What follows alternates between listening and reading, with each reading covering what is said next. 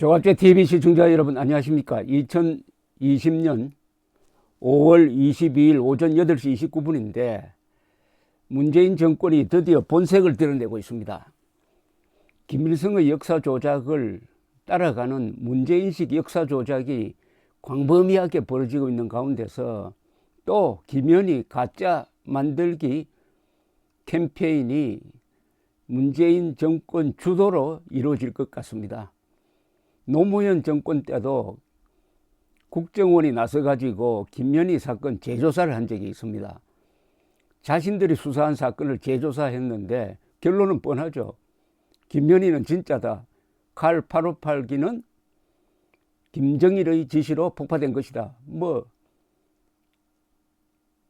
태양이 동쪽에서 뜬다는 것처럼 바꿀 수 없습니다. 그러나 이걸 재조사한다고 해가지고 국론을 분열시킬 수는 있어요. 분열시킬 수는 있고 김정은에게 잘 보일 수는 있습니다. 그러나 국제적으로 이미 조사가 되었고 유엔 결의안도 있고 일본도 알고 미국도 아니까 이런 행동할 때마다 국제적으로는 망신당하는 거죠. 그러나 망신을 각오하고라도 김정은에게 승리를 보여야 되겠다. 김정일이가 이런 지시를 했겠느냐. 더구나 노동자가 탄 칼 858기를 김정일이가 폭파시켰겠느냐 하는 면죄부를 주려는 이런 허망한 노력이 다시 시작되었습니다. 천벌을 받을 짓입니다. 천벌. 천인공노란 표현도 여기에는 모자랍니다. 천벌 받을 겁니다. 여기에 관계하는 자 언제가 천벌 받을 겁니다. 천벌 안 받으면 그 자손들도 대대로 아마 비참하게 될 겁니다. 그렇게 돼야 되죠. 1987년 11월 29일에 김현희가 그리고 조장인 김성일 두 사람이 폭탄을 두고 내렸습니다. 칼 858기가. 그래서 지금 벵골만 미얀마 근방 해상을 통과할 때 공중폭파가 되었어요. 115명이 죽었습니다. 대부분이 중동에서 3년 동안 가족과 떨어져서 일하다가 돌아가는, 말하자면 제대하고 돌아가는 것과 똑같은 그분들이 타고 있었습니다. 저는 사망했습니다. 그런데 다행히 김현희가 바레인 공항에서 생포되었습니다. 김성일은 독약을 먹고 자살했지만은 김현희는 독약을 물고 깨물려고 할 때 옆에 경찰관이 뺨을 때려가지고 그 청산가리 앰플을 뽑아내므로써 살았습니다. 그리하여 김현희의 자백에 의해서 범행 전모가 밝혀지고 미국도 독자적인 조사를 하고 국제적인 조사가 이루어졌습니다. 유엔 안보리가 확인했습니다. 동시에 대북 제재가 이루어졌습니다. 북한을 테러 지원 국가로 지정한 게 미국인데 바로 이 사건 때문입니다. 왜 폭파시켰느냐?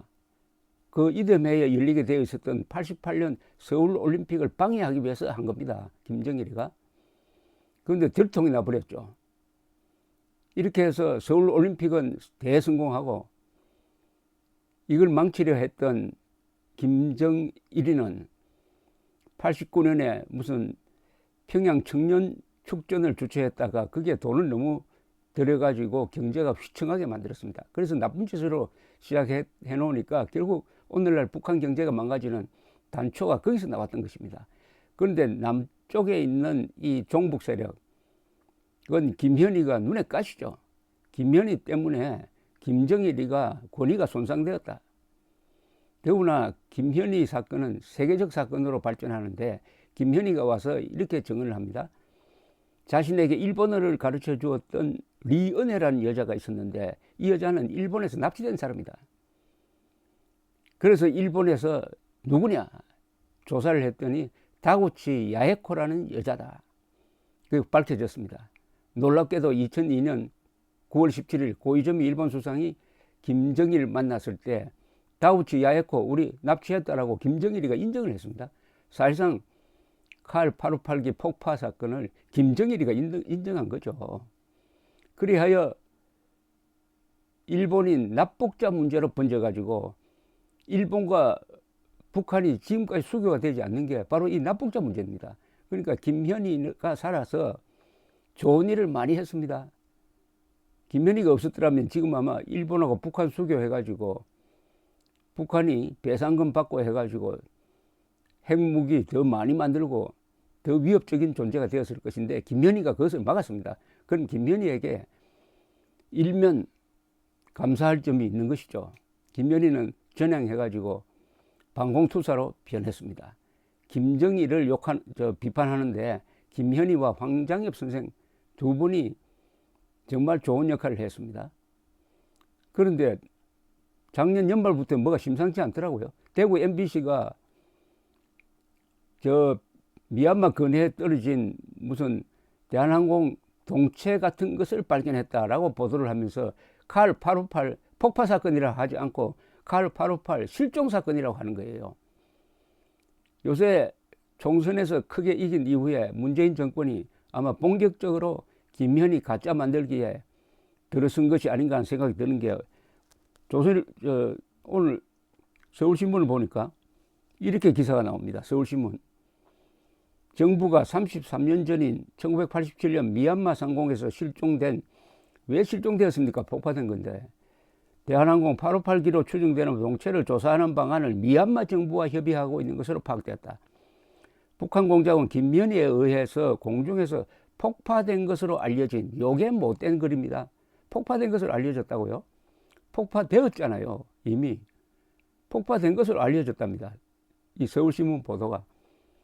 칼 858기는 1987년 11월 29일 이렇게 이야기하고 있습니다. 이 김현희의 이 칼 858기 폭파는 세계 테러 역사상 가장 정확하게 조사되었습니다. 왜냐하면 그 범인이 살아 있었기 때문입니다. 동시에 그 동선이 완벽하게 파악이 됐습니다.